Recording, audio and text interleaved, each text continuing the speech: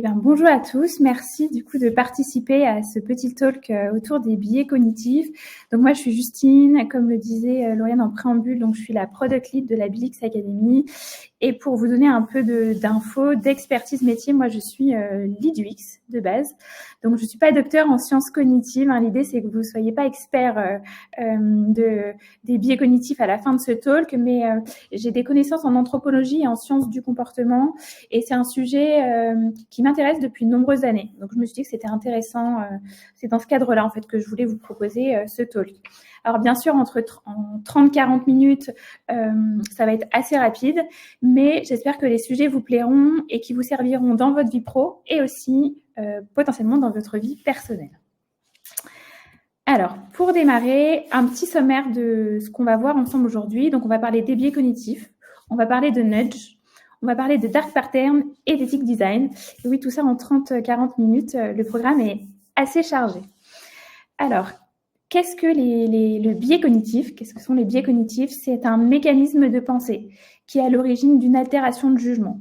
En gros, c'est un schéma de pensée qui est trompeur et souvent faussement logique. On pourrait dire que c'est une forme de pensée. Ça permet en fait à l'individu de porter un jugement ou de prendre une décision rapidement. Ce qu'il faut savoir, c'est que les biais cognitifs, ils influencent nos choix et en particulier quand le cerveau a beaucoup d'informations à gérer ou que le temps est limité. Donc, il existe un petit codex que je vous ai mis à l'écran. Ça répertorie pas moins de 180 biais cognitifs. Donc, vous voyez, c'est énorme. C'est un outil qui est assez utile en fait pour représenter visuellement tous les biais qui sont connus et qui existent à ce jour. Donc, il est divisé en 4 parties. Chaque partie représente en fait un groupe spécifique de biais cognitifs. Donc la première partie, c'est de quoi devrions-nous nous souvenir? En fait, ce sont tous les biais qui affectent notre mémoire des personnes, notre mémoire des événements et des informations. Ensuite, il y a des biais autour du trop-plein d'informations. Ce sont des biais qui affectent vraiment la façon dont on perçoit certains événements et certaines personnes. Ensuite, il y a toute une partie sur le manque de sens. En fait, ce sont des biais qu'on utilise quand on a trop peu d'informations et qu'on doit combler des lacunes. Et enfin, les derniers biais, c'est les biais autour du besoin d'agir vite. Et ça, ce sont tous les préjugés qui influencent notre façon de prendre des décisions. Donc, le but vraiment de ce talk, c'est de vous faire prendre conscience des biais cognitifs qui nous entourent. Notre vie, elle est remplie de décisions, on est confronté à des choix, on porte tous un jugement, c'est un besoin de notre cerveau humain. Je pense qu'il ne faut pas culpabiliser, mais on peut en prendre conscience et on peut travailler dessus. Donc tous ces biais, ils sont hyper utiles en ergonomie et en design parce qu'ils permettent plein de choses. Ils permettent de mieux comprendre la psychologie humaine et aussi d'être plus empathique. Ils nous permettent d'anticiper des comportements utilisateurs et donc, par ricochet, l'usage d'un produit, d'un service ou d'une app digitale.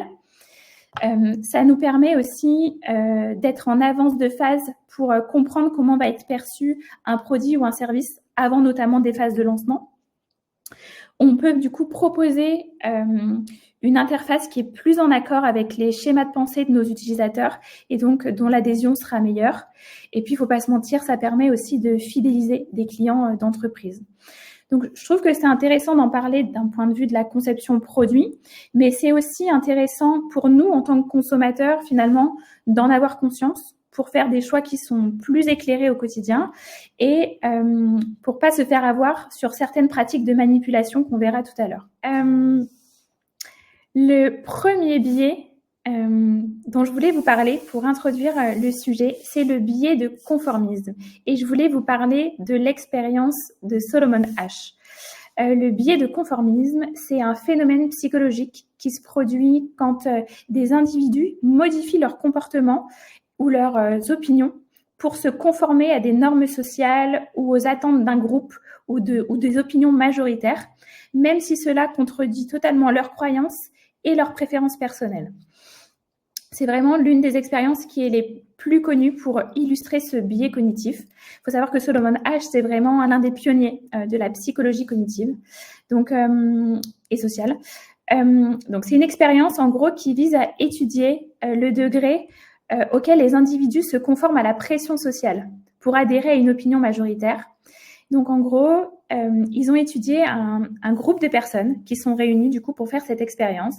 Il y a un des participants, donc c'est le sujet dont on va parler, qui n'est pas au courant que les autres membres du groupe sont complices de l'expérimentateur. Donc, en gros, on leur présente une tâche qui est très simple, que vous voyez à l'écran. Donc, ils doivent en fait comparer la longueur de différentes tiges qui sont tracées sur la carte.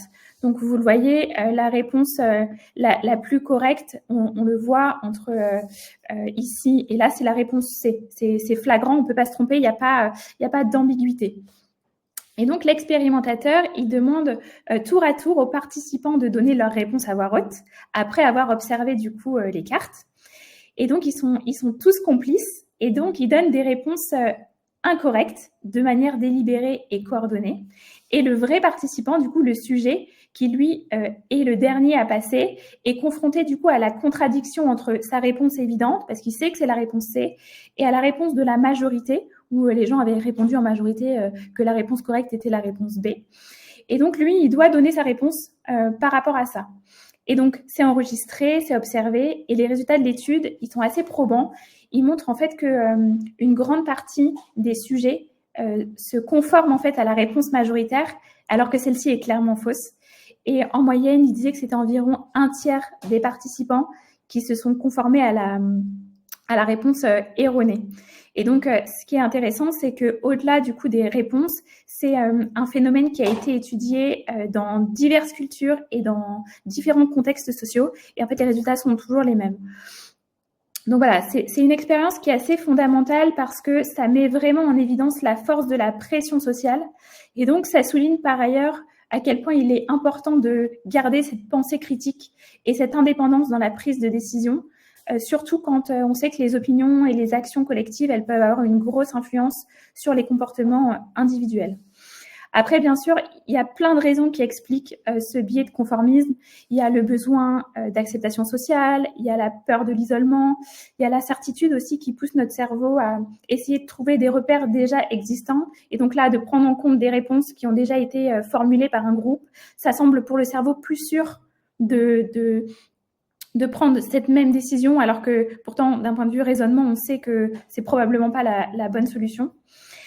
Et donc là, ça dépeint un tableau un peu négatif, mais on oublie parfois que les biais cognitifs, et notamment le biais de conformisme, il peut aussi entraîner des conséquences positives parce que ça peut, c'est favorable pour, par exemple, le respect de tout ce qui est des lois et des règles de savoir-vivre en société.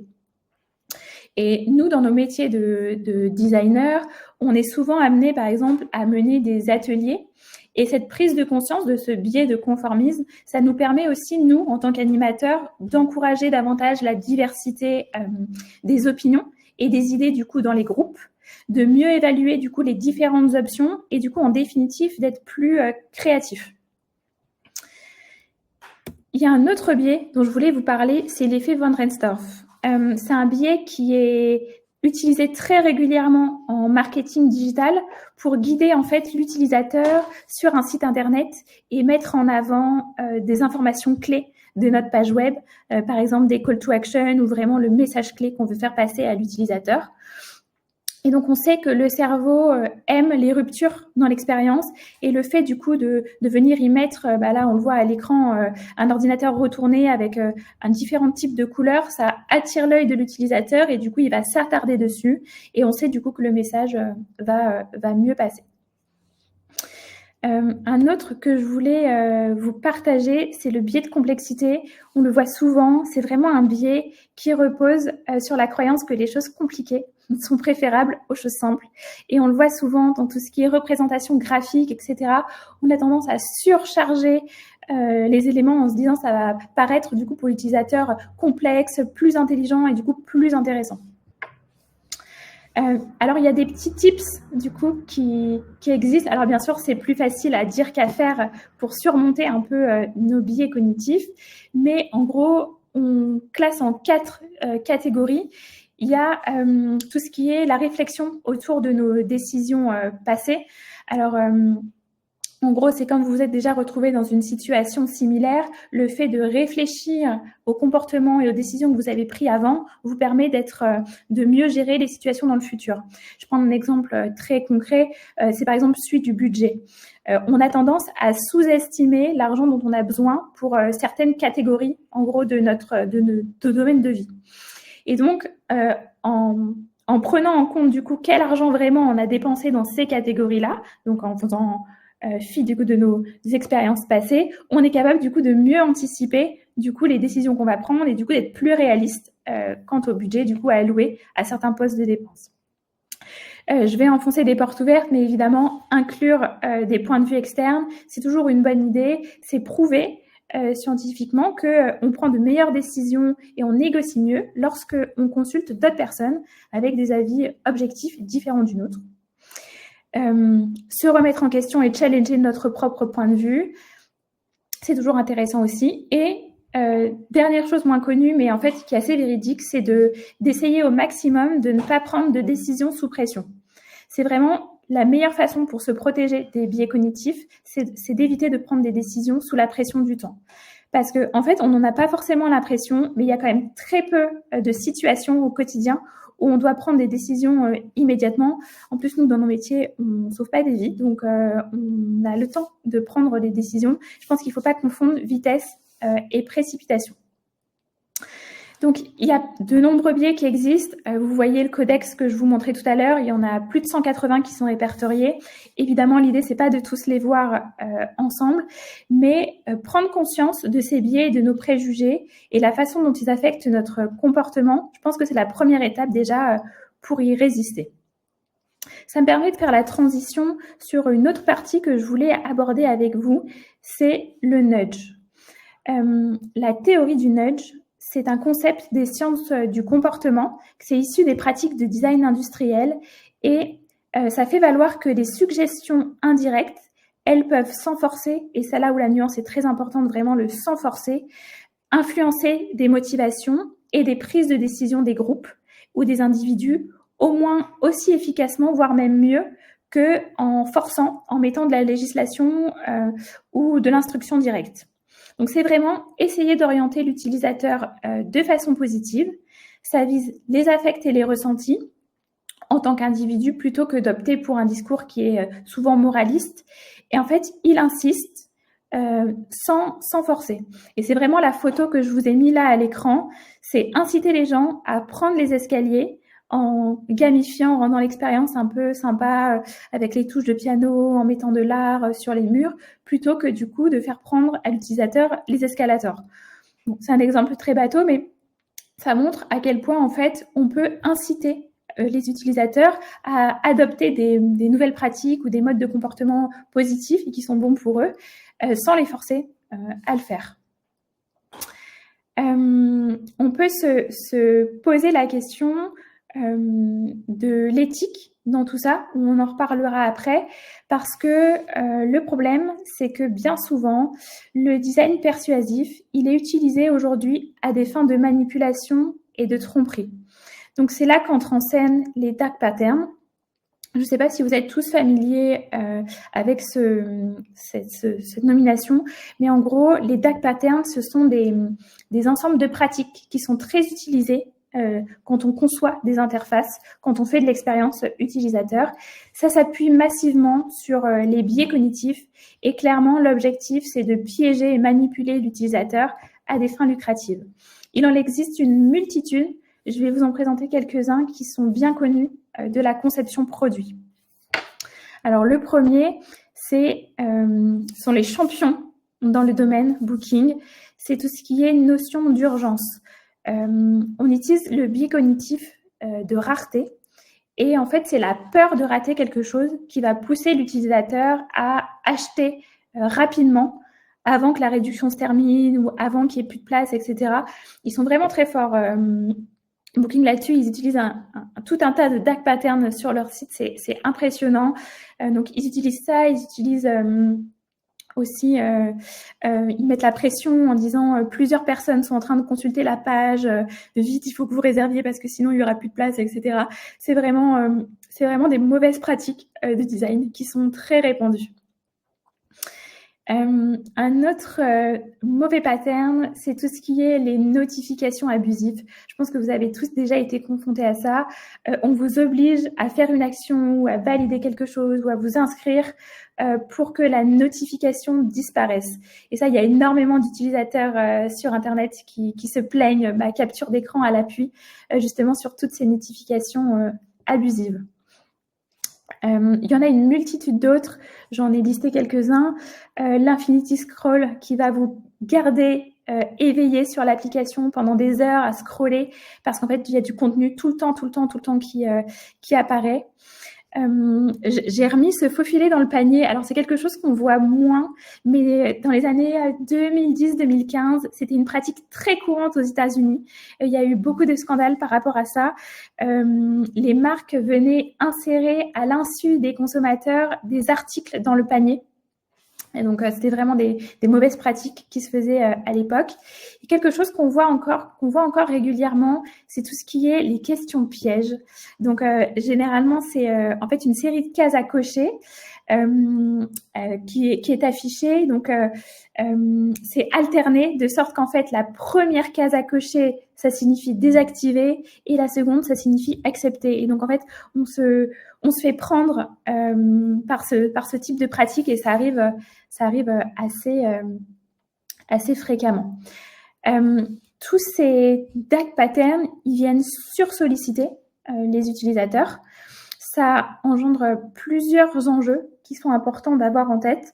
Le premier, c'est là-dessus que je ferai le plus gros focus, c'est l'enjeu du libre arbitre. L'enjeu de liberté, c'est vraiment le premier enjeu à prendre en compte. Les pratiques de design trompeurs et persuasifs, ils contribuent vraiment à entraver l'utilisateur et ça le pousse à agir dans le sens du service. Et ça a des grosses incidences sur... ça pousse à une réactivité excessive, à des achats compulsifs. Ça influence énormément les comportements de consommation.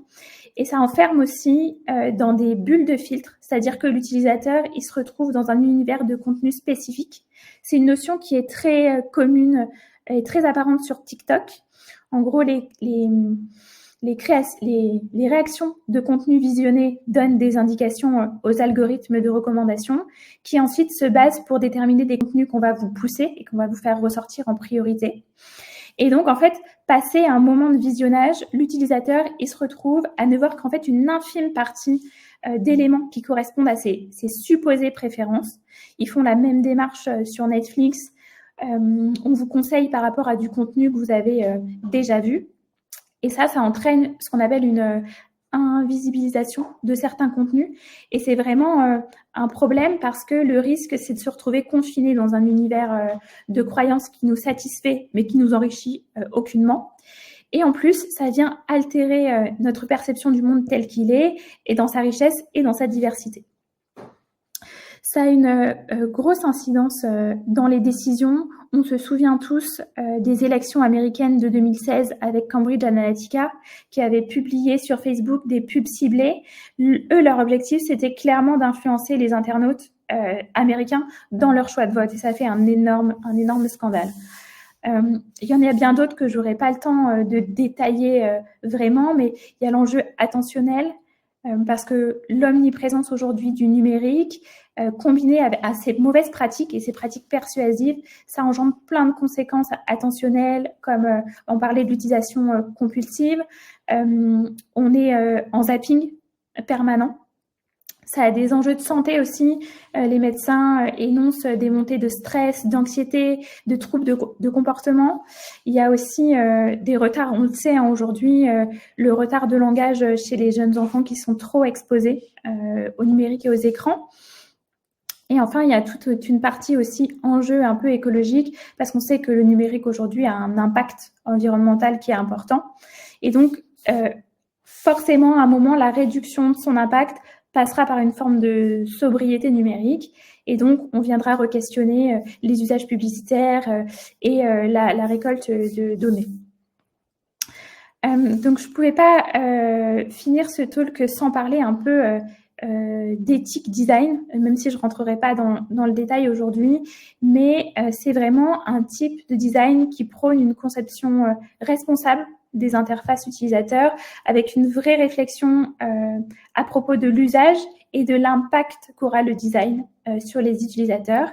Il y a des collectifs comme par exemple Designers éthiques qui conçoivent d'ailleurs des guides pour créer des interfaces sans dark pattern à l'intention des designers, et c'est un petit peu des guidelines à avoir en tête quand on conçoit des interfaces. Et je pense que dans nos métiers en design, c'est aussi notre responsabilité du coup d'être informés sur ces pratiques-là et d'essayer de concevoir des interfaces qui sont sans ces dark patterns.